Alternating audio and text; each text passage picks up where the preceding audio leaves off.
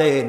আমি পিছনে গিয়ে হাত তুললাম, শুনতে পেলাম নবীজি মুনাজাত করতে করতে এক পর্যায়ে গিয়ে বলছেন, রব্বুল আলামিন কিয়ামতের ময়দানে যেদিন বাপ তার সন্তান হারায় ফেলবে, মা তার সন্তান হারিয়ে ফেলবে, সন্তান মায়ের চিনবে না, ওই দিন ওই কঠিন হাসরের ময়দানে আমি যেন আমার খাদিজারে হারায় না যাই।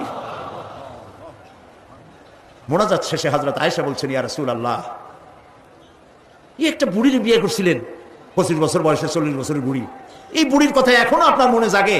এর থেকে ভালো কুমারী মেয়ে তো আপনি বিবাহ করেছেন। নবীজির মুখখানা মলিন হয়ে গেল।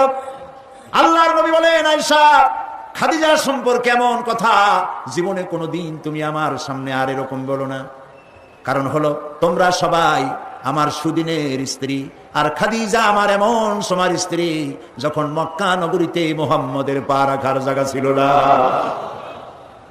সমস্ত সম্পদ উজাড় করে দিয়েছে আমার জন্য, ইসলামের জন্য। না খেয়ে থেকেছে রাতের পর রাত, দিনের পর দিন।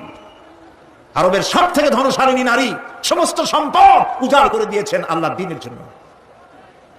হযরত আয়েশা বলেন, আমাদের ঘরের ভিতরে তেমন গোশত রান্না বান্না খুবই কম হতো, আধপেটা অনাহারে অর্ধাহারে আমাদের দিন চলতো।